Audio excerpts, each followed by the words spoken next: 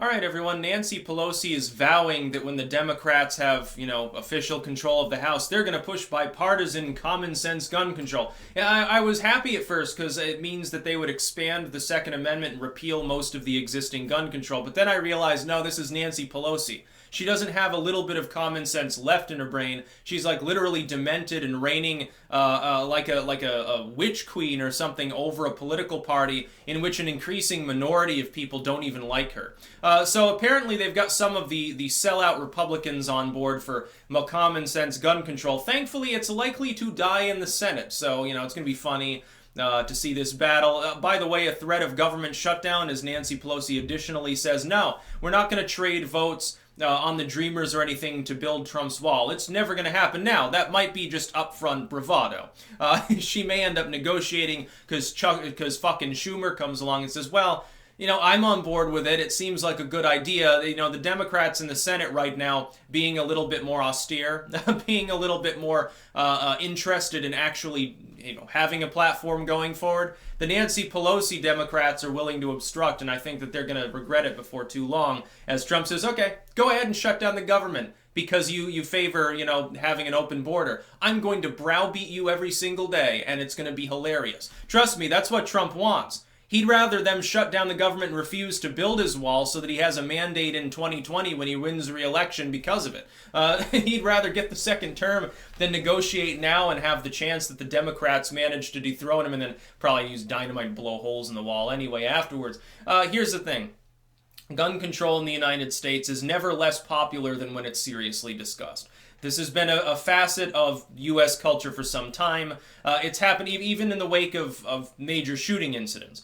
There's a spike in support for background checks, having a no-gun list for the mentally ill, or various unconstitutional measures that wouldn't even hold up at SCOTUS, by the way. There's always more support, but then the Democrats, and the problem is, when they say common sense gun control, the Pelosi Democrats mean that to mean one piece of rather mild boil the frog style anti-Second Amendment legislation. Expanded background checks. Or limits on magazines, or bump stock ban or something. Something that even a lot of Republicans would support. They never constrain it, because the left-wing Democrats that are seeking to use that as an ideological wedge issue because their constituents demand them to. This is the problem. The schismatic nature of the Democratic Party causes this to happen time and time again, and the problem's getting worse as the left grows in proportion to the centrists within the party. What happens is they say, yeah, that's only a start. Haha, we want more gun control. We want to get rid of sporting rifles, what they call assault rifles. Limits on magazine size. No more handguns will be allowed. We're going to ban certain kinds of ammo. We're going to make you stand in line for 10 days to get your gun. We're going to ban body armor. We're going to ban everything under the sun, and the list keeps growing. The problem is when you add planks to a platform, you'd think that it makes, things better, but at some point you hit the tipping point and you begin alienating people. You say, okay, we want X. People are like, oh, yeah. Oh, we want Y as well. Oh, yeah, that's really great. We want Z. No, you've lost me with that one. That's what happens with the gun control debate. They've done this before. Obama, in the wake of multiple shootings, like, well, we need gun control. We need universal background checks. And everyone applauds, including a lot of the center-right Republicans, a lot of the neocons. But then he says, oh yeah, and we also want to ban those assault rifles. Those are no, then you've lost them. You no longer have the votes. Look, the Senate is controlled by Republicans and the president's a Republican. He's not going to sign off on any legislation that's going to get him an F rating from the NRA. No, I don't expect Trump to sell us down the river on gun control. He's optioning the bump stock ban. I completely oppose it, not that the courts wouldn't probably end up shooting it down. Technically speaking, under the National Firearms Act, technically speaking, the bump stock can be construed to already be illegal. Problem being, of course, that legislation itself is also unconstitutional. To any proper understanding of the Second Amendment, most of the gun control that exists is already unlawful. Unfortunately, we haven't recognized that because we haven't successfully taken up enough court battles. It's really what it boils down to. You get some bureaucrats trying to decide what ammo you can have. That's what they tried to do. They tried to go after the ammo because they couldn't go after the guns. But Pelosi, additionally, this is the other problem for them trying to push gun control. This is why I'm not too worried. I mean, people should definitely verbally resist it. They should definitely speak out preemptively. That's how you defeat it. But I'm not too worried. Nancy Pelosi is anti-charismatic and has a tendency, she makes these wide-sweeping comments when she speaks. and she insinuates aggression. She insinuates that she's going to knock people out of the way if they don't agree with her.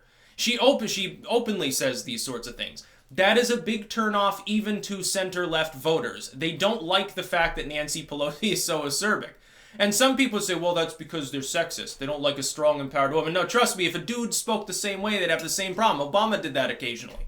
Those were his lowest moments for support. His approval at the time was low. By the way, speaking of approval, just as a quick, totally unrelated aside, Trump is not at 50% approval. That is a Rasmussen poll. It has considerably overestimated Republican support, including Trump's approval. His approval is probably roughly unchanged, 44-45%.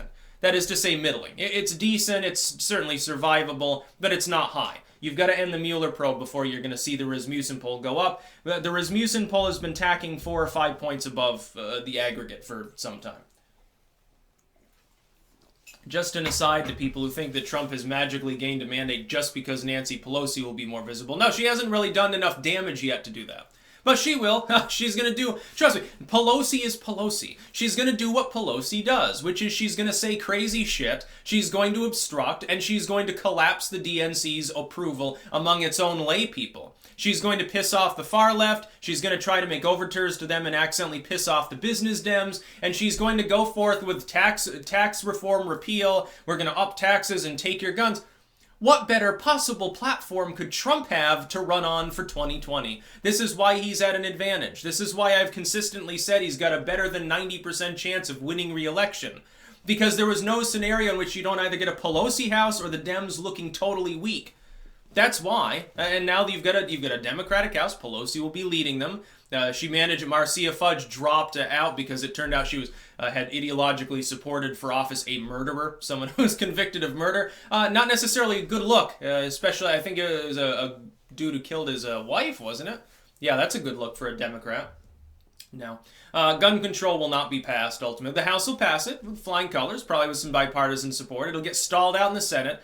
And it might not even make it that far because the Republicans and some Democrats, from red districts, might actually balk at it because she'll make it too expansive. And it'll bounce back endlessly between the House and Senate. Trump will say, hey, I'm not going to sign it anyway. You're crazy. And so it'll die in the Senate at some point. That's ultimately what'll probably happen. And then they'll probably try it again.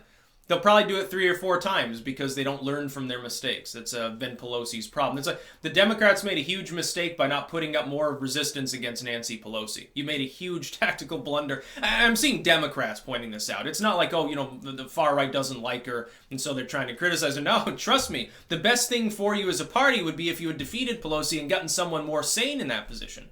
Only problem is finding a sane Democrat in the House difficult at this point, I'd say. That's about all. Peace out.